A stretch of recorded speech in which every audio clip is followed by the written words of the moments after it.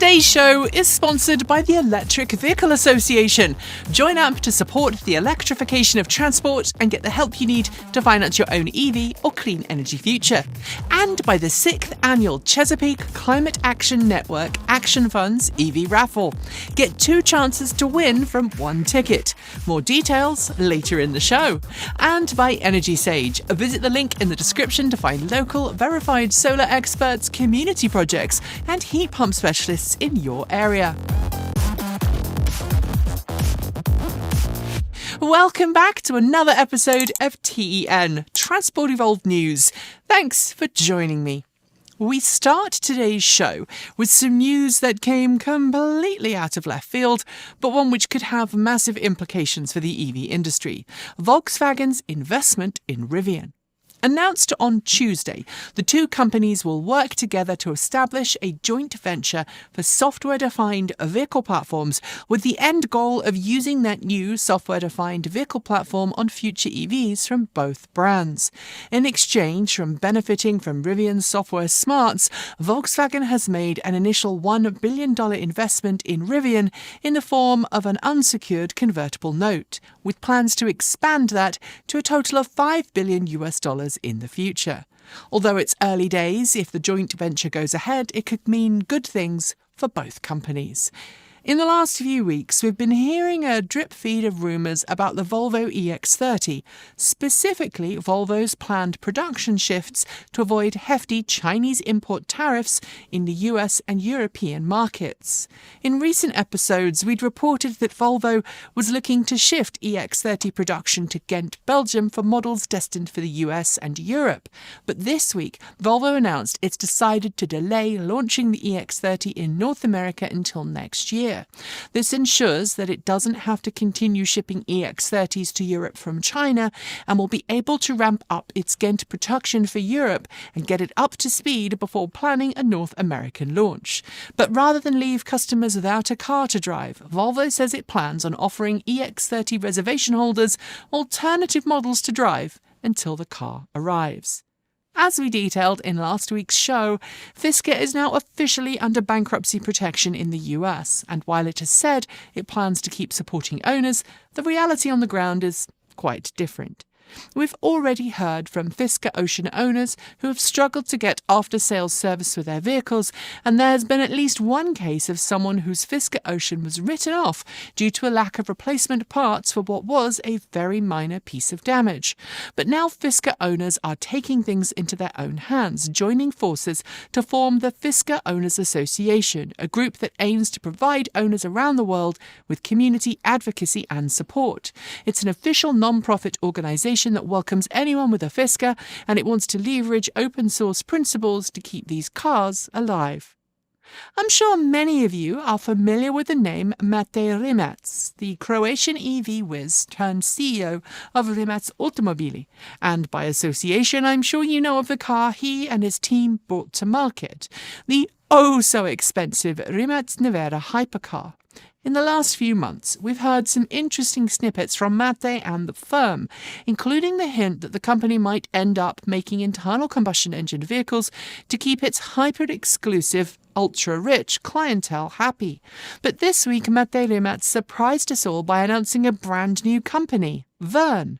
Named after author Jules Verne, it plans on bringing a Level 4 fully autonomous electric robotaxi to the streets of Zagreb, Croatia in 2026, followed by launches in the UK, Germany and the Middle East. Whatever you think of Consumer Reports, and I know many of you have a lot of strong opinions on the subject, its lists on automotive reliability can be very useful when making a purchase decision. This week, it published its latest report detailing the used cars you should avoid buying based on poor reliability reports from readers in its annual reliability survey. While it covered both internal combustion and electric models, it suggests that the used EVs you should avoid buying the most include the 2019 Audi e-tron, the 2019 through 2022 Chevrolet Bolt EV, the 2022 Hyundai IONIQ 5, and 2019 Hyundai Kona Electric. Also on the list is the 2022 Rivian R1T. In the past few months, we've seen a distinct change in the EV marketplace as Tesla's vehicle sales have fallen while sales of EVs from other brands have grown.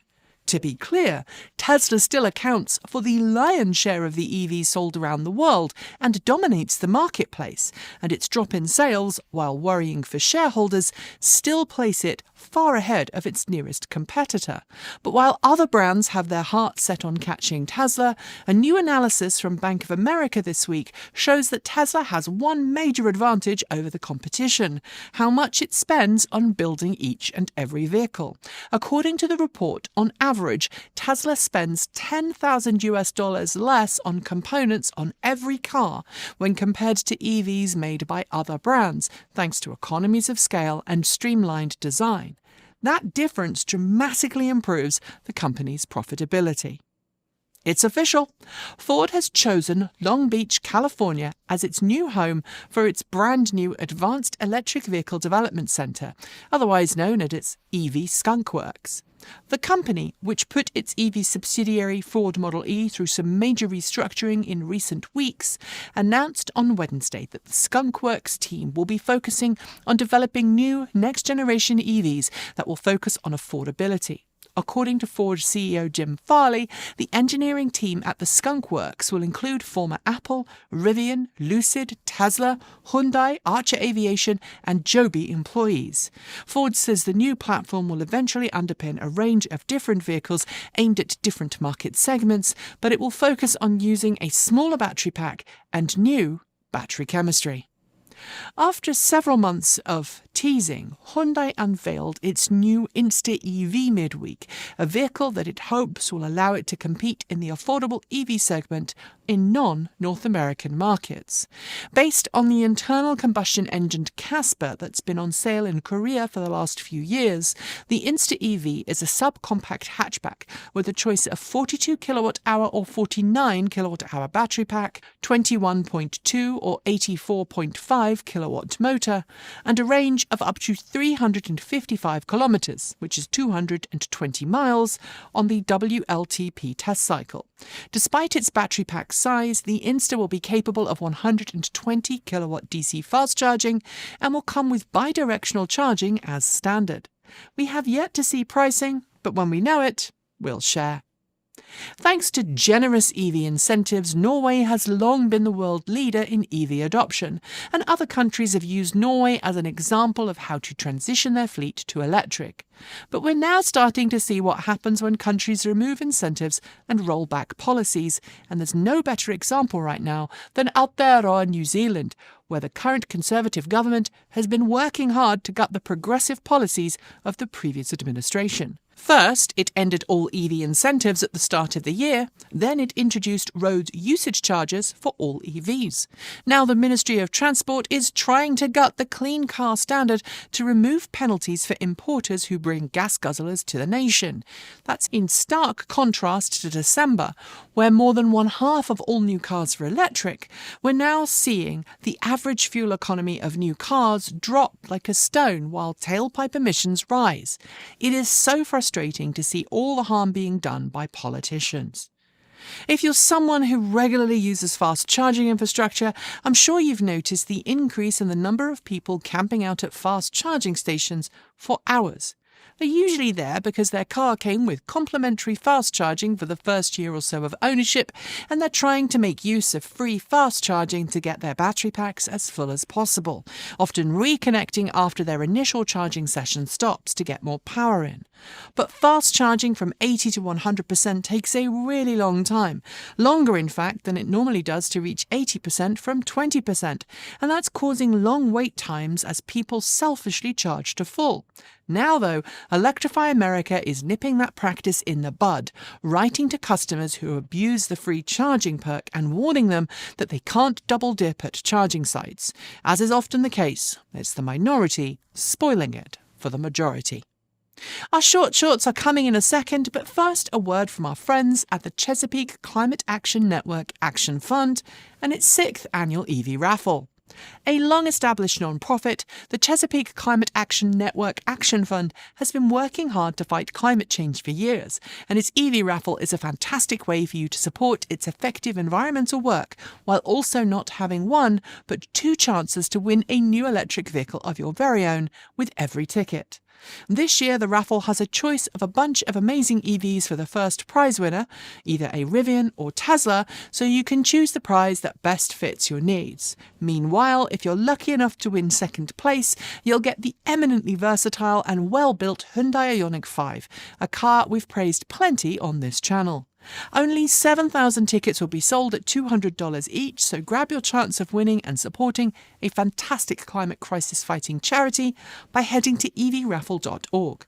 They sold out early last year, so make sure that you nab a ticket before they're all gone. And now it's time for short shorts. Porsche has recalled over 31,000 Taycan models to rectify an issue with the front brake hose on affected vehicles. According to official documentation, some vehicles have developed brake hose cracks, leading to brake fluid leaks that can ultimately cause brake failures.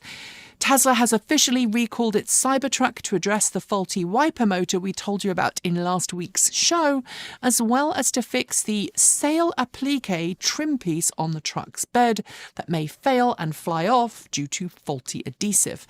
Owners will be notified and vehicles fixed. At last week's Pikes Peak International Hill Climb, Hyundai's IONIQ 5N, with appropriate if minor modifications for the track, set a new record in the modified electric SUV crossover class. It ran a 9-minute 55.551 second time. Polestar has announced some small tweaks to its Polestar 2 for the 2025 model year. There are now new exterior colour choices, a new set of wheel choices, and a few new interior options. But there's also improved range for the long-range single-motor variant, and in Europe, a brand new battery for the rear-wheel single-motor variant. Following its official reveal of its fourth-generation battery swap technology earlier this year, NIO has officially deployed its first fourth-generation swap stations in China. They are 22% faster than Generation 3 stations and can complete a battery swap in 2.5 minutes flat. Ahead of next week's highly charged general election in the UK, Stellantis, which operates Vauxhall, Citroën and Peugeot plants in the UK, has told the British government that it may close its factories unless it does more to boost demand for EVs in the UK. The outgoing government has backtracked EV goals multiple times in recent years. After recording 100 violations in the last 5 years, the Bay Area Air Quality Management District has warned Tesla that it needs to fix issues at its Fremont production facility immediately or face severe consequences. Tesla has not responded to the 112 air quality violations recorded against it.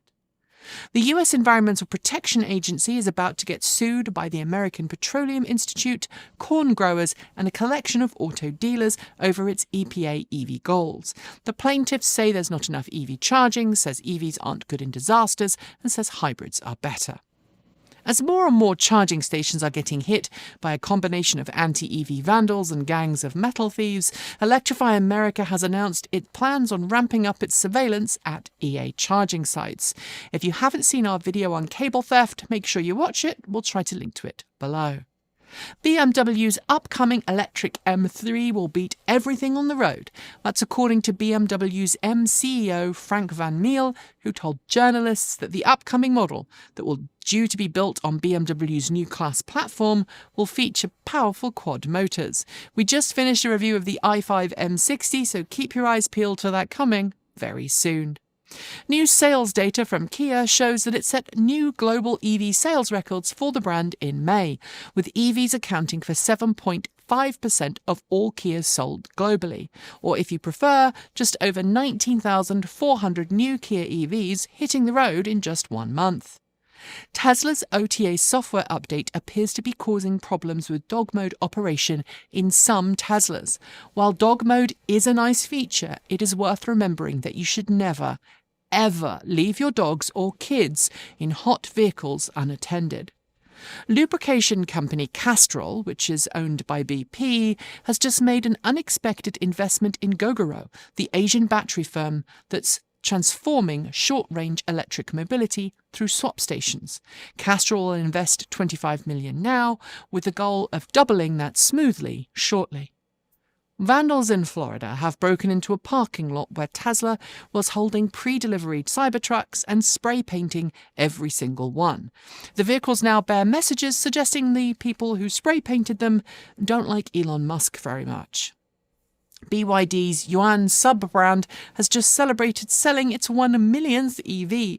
The Yuan brand includes the Yuan Plus, Yuan Up and Yuan Pro, and we should note that the Yuan Plus is better known outside of China as the BYD Atto 3 EV. BMW's XM Plug-in Hybrid SUV may get cancelled before it even enters production. That's according to various news outlets who say that the XM, which was due to launch in 2028, didn't get the reception that BMW had hoped it would at its various reveals. We all know that micromobility can dramatically reduce our reliance on large, heavy vehicles, but the village of Key Biscayne in Florida has decided to ban all electric scooters and all electric bicycles after a pedestrian was struck and killed by an e-bike earlier this year. Following discussions with counterparts in China, the European Union Commission has tweaked its tariffs it plans on levying against Chinese-made EVs entering the EU from July 4th. The changes are marginal, but both China and the EU are still in talks. A digital mapping tool from CBRE shows what we have been saying for years: charging deserts are real and are a major problem for potential EV owners. Focusing on the greater LA area, it shows that Inglewood and Redondo Beach have very little charging infrastructure. During Rivian's first Investor Day this week, Rivian CEO RJ Scaringe highlighted the massive savings that the firm has made in its production process as it targets profitability. Its delivery van, for example, is now 35% less costly to build than it once was. New car sales data from Europe shows that new car registrations in May fell by 3% across the EU. EV sales declined, with 12.5% of all new cars in the EU being electric, down from 13.8% in the previous year. Changing incentives in Germany drove the decline, as most other countries experienced growth in EV sales. Following steps made by the US and the European Union to restrict imports of Chinese-made EVs into their respective countries, the Canadian government is also considering introducing its own tariffs on Chinese-made EVs. Dodge's all-new electric Daytona Charger EV, which is due to debut as a 2024 model year, has had its official launch pushed back by 90 days.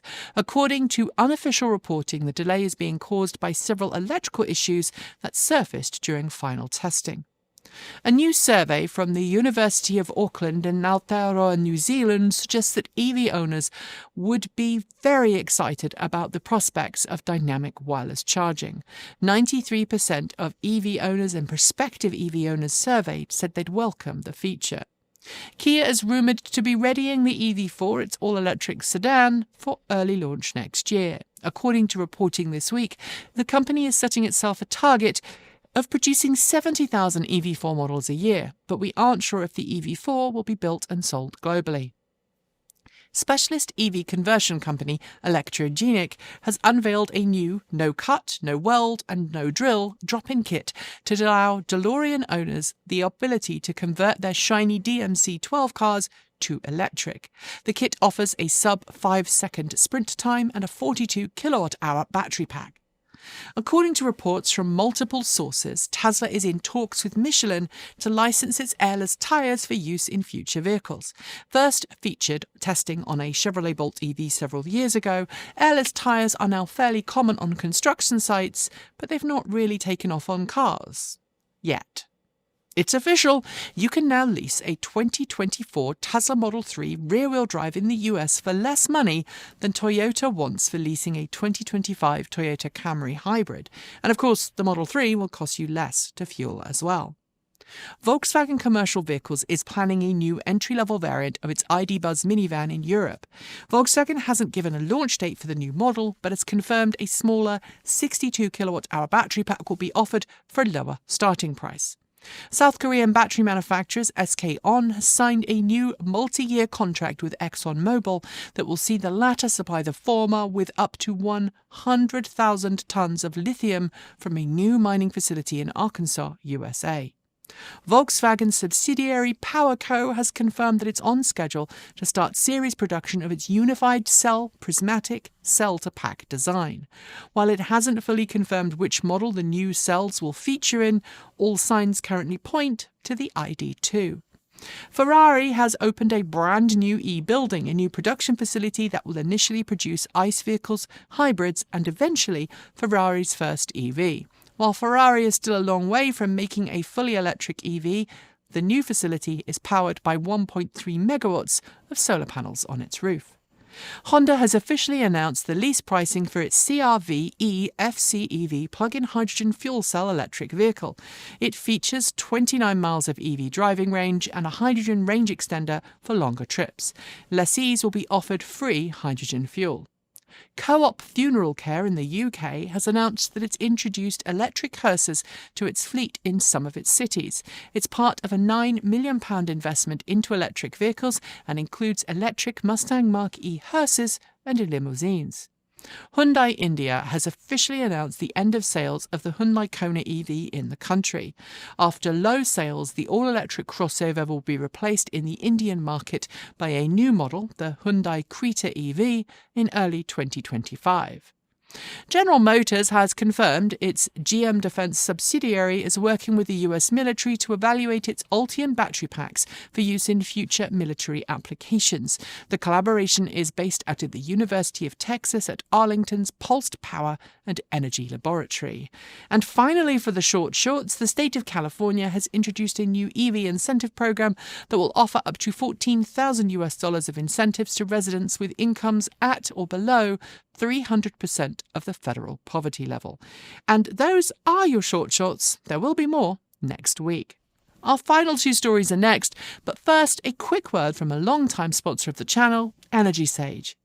Energy Sage helps homeowners connect with local, verified solar installers across the US and now heat pump specialists in select markets who really know their stuff. They can help you navigate the process of installing solar panels, help you join a community solar program, or get a heat pump installed.